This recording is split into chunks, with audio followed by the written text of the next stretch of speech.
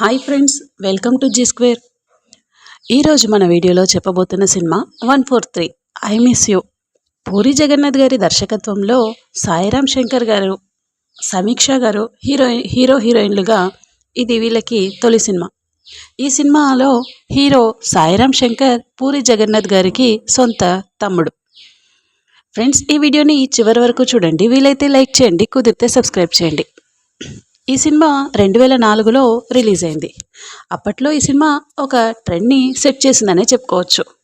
Routine love స్టోరీస్కి భిన్నంగా చిన్న కథ అయినప్పటికీ ఒక వెరైటీగా ఈ సినిమాని పూరి గారు తెరకెక్కించారనే చెప్పుకోవాలి. ఇక స్టోరీ విషయానికి వస్తే, సంజన అంటే హీరోయిన్ నలుగురు అన్నయ్యలకు ముద్దుల చెల్లెలు. అల్లారు ముద్దుగా తన అన్నయ్యలు సంజనని చూసుకుంటారు. సంజనకి కాలేజీలో ఎవరైనా లవ్ లెటర్ ఇస్తే వీళ్ళ అన్నయ్యలు వెళ్ళి వాళ్ళని చిత్తకొట్టడం జరుగుతూ ఉంటుంది. సిద్ధు అంటే హీరో సాయిరామ్ శంకర్ వీళ్ళ ఇంటి పక్కనే ఉంటూ వీళ్ళ ఇంటి మనిషిలా కలిసిపోయి ఉంటాడు. వీళ్ళ అన్నయ్యలు వాళ్ళ చెల్లికి లవ్ లెటర్ ఇచ్చే వారికి చిత్తకొడితే సిద్ధు పోలీస్ స్టేషన్కి వెళ్ళి తనే కొట్టాడని ఒప్పుకొని పోలీసుల దగ్గర హీరో తన్నులు తినడం ఆనవాయితీగా జరుగుతూ ఉంటుంది. ఇలా నువ్వు ఎందుకు పోలీసులతో తన్నులు తింటున్నా అని హీరోయిన్ సంజన హీరోని వాళ్ళ అన్న భార్యలు సిద్ధుని అడుగుతూ ఉంటారు. ఇలా ఉండగా ఒకరోజు సంజనకి వాళ్ళ అన్నయ్యలు ఒక పెళ్లి సంబంధం కుదురుస్తారు. పెళ్లి కొడుకు వేణుమాధవ్ గారు. వేణుమాధవ్ గారి కామెడీ సీన్ ఈ సినిమాలో చాలా బాగుంటుంది. ఈ పెళ్లి హీరోయిన్ సంజనకు ఇష్టం ఉండదు. ఈ విషయం వాళ్ళ అన్నయ్యలకు చెప్పలేక బాధపడుతుంది. ఒకరోజు వాళ్ళ అన్నయ్యలు పెళ్లి పని మీద బయటకు వెళ్తూ సిద్ధుకి కొన్ని పనులు చేయమని చెప్పి వెళ్ళిపోతారు. సిద్ధు అన్నీ నేను చూసుకుంటానని చెప్పి వాళ్ళని పంపించి హీరోయిన్ రూమ్కి వెళ్ళి వెళ్దామా అని అడగగానే హీరోయిన్ బ్యాగ్ తీసుకొని వచ్చేస్తుంది. వాళ్ళ వదిన సిద్ధు ఎక్కడికి వెళ్తున్నారు అని అడగగా లేచిపోతున్నామని చెప్పి వాళ్ళ వదినని రూమ్లో పెట్టి తలుపు వేసి పారిపోతాడు. వాళ్ళ ఇంట్లో వాళ్ళు అక్కడ పనిచేసే వాళ్ళు వీళ్ళని ఆపడానికి ప్రయత్నిస్తారు. కానీ దొరకకుండా వాళ్ళు కారులో వెళ్ళిపోతారు.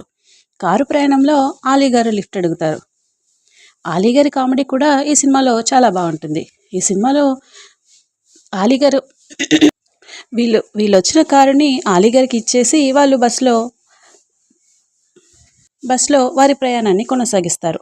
నైట్ బస్లో ప్రయాణిస్తూ ఉండగా కొందరు దారి దోపిడీగాళ్ళు బస్కి అడ్డంగా నిలిచి బస్ డ్రైవర్ని చంపి బస్ ప్రయాణికుల దగ్గర ఉన్న డబ్బు నగలు దోచుకునే క్రమంలో హీరోకి దొంగలకి ఫైట్ జరుగుతుంది. అలా హీరోని దొంగలు కత్తితో పొడుస్తారు. హీరోయిన్ని షూట్ చేస్తారు. బస్లో ఉన్న ప్రయాణికులతో సహా బస్ని తగలపెట్టేస్తారు. అలా బస్లో ఉన్న ప్రయాణికులంతా చనిపోతారు. నెక్స్ట్ డే హాస్పిటల్లో బస్లో ఉన్న అందరూ చనిపోయారని, ఒక సిద్ధు మాత్రమే బతికాడని TV9లో రిపోర్టర్గా పనిచేస్తున్న ఆశా షైని న్యూస్ ఇస్తూ ఉంటుంది. అప్పుడు ఘటనా ప్రాంగణంలోకి హీరోయిన్ వల్ల అన్నయ్యలు సిద్ధుని గుర్తుపెట్టి సంజన ఎక్కడని అడిగి సంజన చనిపోయిందని తెలుసుకొని అక్కడి నుంచి వెళ్ళిపోతారు. హీరో ఆరోగ్యం కుదుటపడిన తర్వాత రిపోర్టర్ ఆశా షైని తన ఇంటికి తీసుకెళ్తుంది హీరోని. అలా రిపోర్టర్ వాళ్ళ ఇంట్లో పై పోర్షన్లో ముగ్గురు ఫ్రెండ్స్ కలిసి అద్దెకి ఉంటారు. అంటే శ్రీనివాస్ రెడ్డి, బండ్ల గణేష్ అలా అన్నమాట. అయితే వాళ్ళతో పాటు ఉండమని చెప్తుంది ఆశా షైని.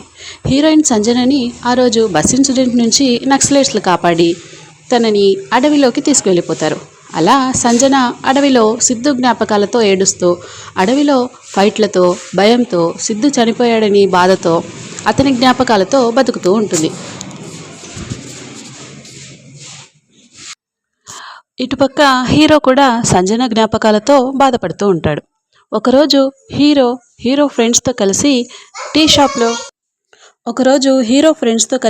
టీ షాప్లో టీ తాగుతూ ఉన్నప్పుడు బస్ దొంగల ముఠాలో ఒక రౌడీని చూసి తనని ఫాలో అవుతూ రౌడీ గ్యాంగ్ని పట్టుకోవాలనే క్రమంలో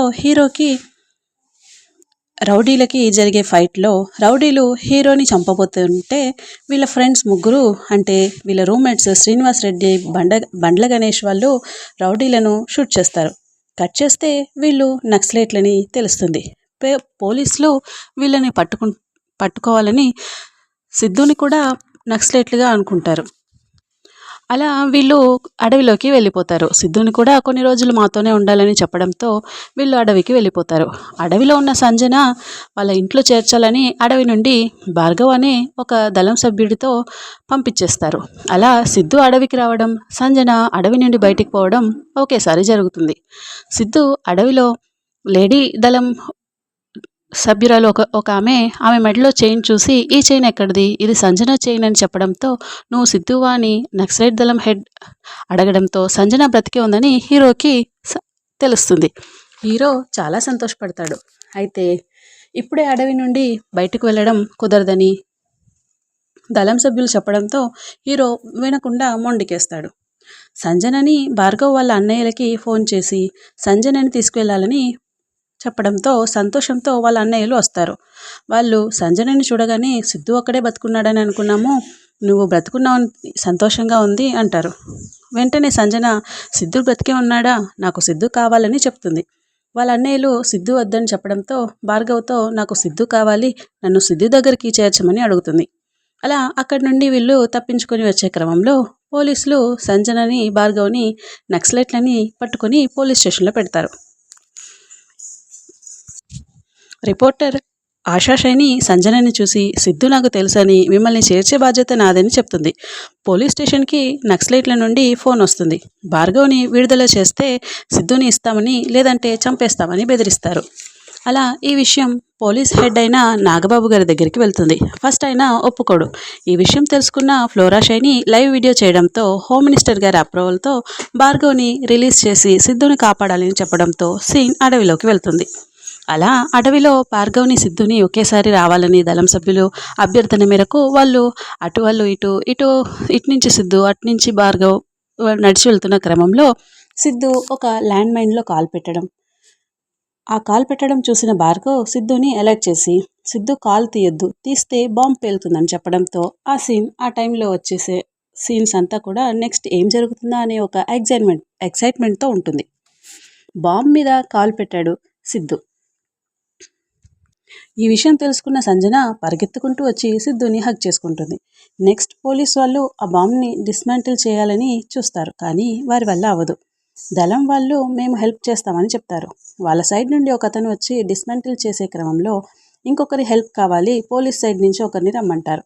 అలా వాళ్ళు బాంబ్ని డిస్మాంటిల్ చేసే క్రమంలో పోలీసులకి దళం సభ్యులకి కాల్పులు జరుగుతాయి. అలా ఆ షూటింగ్ టైంలో సిద్ధు జరగటంతో లోపల ఏదో ఒక బెల్ట్ తెగిపోయింది.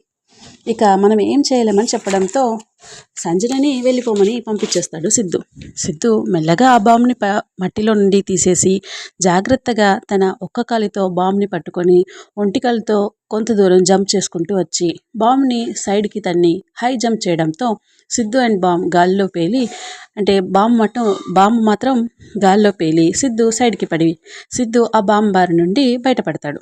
అలా సంజన సిద్ధు ఒకటవతంతో కథ సుఖాంతం అవుతుంది. ఈ సినిమాలో పాటలన్నీ కూడా చాలా బాగుంటాయి. అలీ గారి కామెడీ, బ్రహ్మానందం గారి కామెడీ కూడా చాలా బాగుంటుంది.